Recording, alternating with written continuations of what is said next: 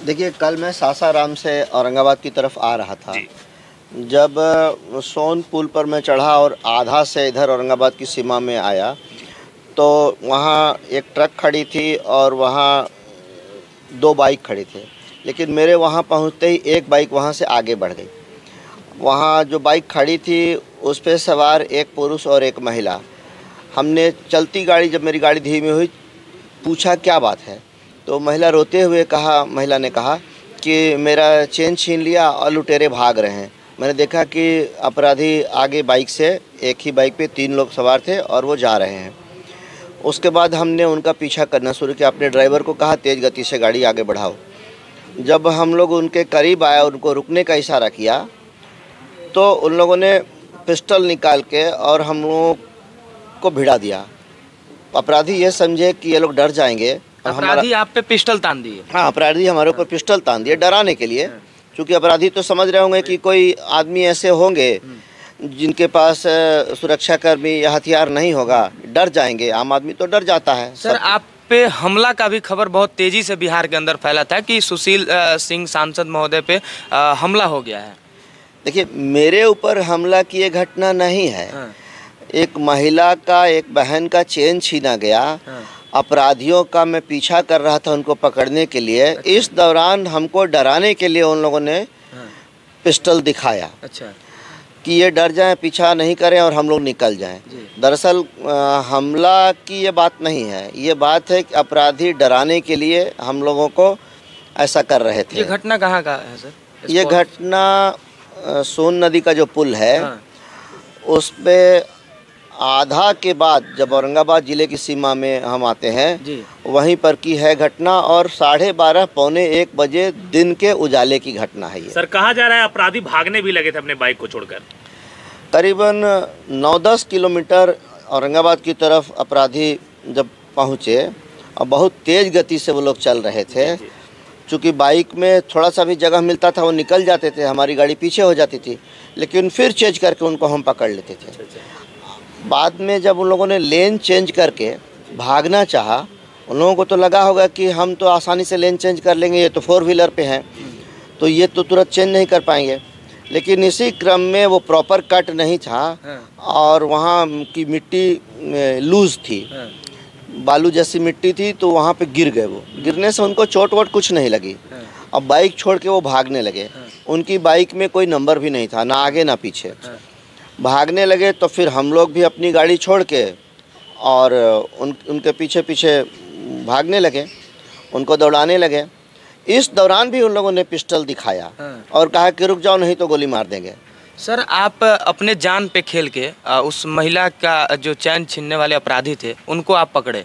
आपको डर नहीं लगा कि क्योंकि अपराध का ग्राफ बिहार में दिन प्रतिदिन बढ़ते जा रहा है और खुलेआम एक महिला का चैन छीन लिया जा रहा है बीच बाजार में, तो ये आपको डर नहीं लगा? हो सकता था कि हथियार उनके पास था और पिस्टल था, आप पे हमला भी कर सकते थे। देखिए, वो अपराधी तो थे ही। ये उनका पहला अपराध नहीं है। उन लोगों ने और भी अपराध करने की बात स्वीकार की है। पेशेवर अपराधी हैं, तो गोली चला भी सकते थे। उनके पास अच्छे 2-2 हथियार थे, जिंदा कारतूस भी बरामद हुआ है।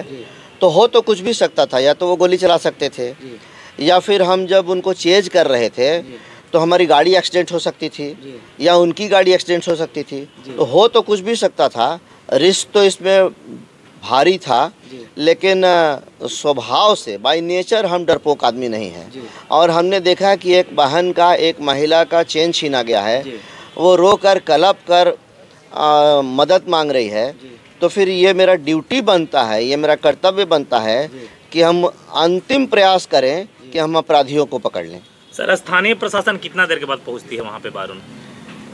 देखिए, जब हम लोग अपराधियों को खदेड़ रहे थे, उनको चाहेट रहे थे, उसी दरमियान कहीं से मतलब जब लगभग उनको पकड़ लिए थे, एकदम नज़दीक आ गए थे, तो पेट्रोलिंग पार्टी बारून थाने की कहीं से पहुंची, जिसमें भी केवल एक जवान ने तत्परता दिखाई, फुर्ती दिखाई और बहादुरी भी दिखा। बाकी जो उनके ऑफिसर थे वो तो 4 डेग भी नहीं दौड़ सकते हैं, अभी भी जाकर उनका आप फिजिक देख सकते हैं। लेकिन एक जवान ने बहादुरी की, हमारे जवानों के साथ वो भी दौड़ा और फिर हमारे जवान, जिसमें हमारे सीआरपीएफ के भी जवान हैं, बिहार पुलिस के भी जवान हैं, और मेरे साथ 2 लोग रहते हैं, एक उपेंद्र सिंह और मितेंद्र सिंह। जी जी। इन दोनों ने भी दौड़कर उन लोगों को आगे से भी घेर लिया। हाँ, कहा जा रहा है कि आपके साथ जो लोग थे उन पे भी पिस्टल ताना था वो।